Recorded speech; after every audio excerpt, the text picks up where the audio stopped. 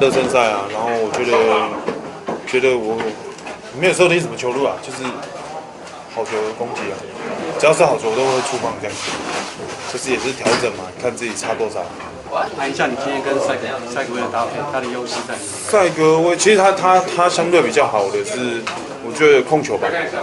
你如果控球好一点，可能球速可能就精简一点。对，就是什么样的球路都是差不多，控球还蛮稳定。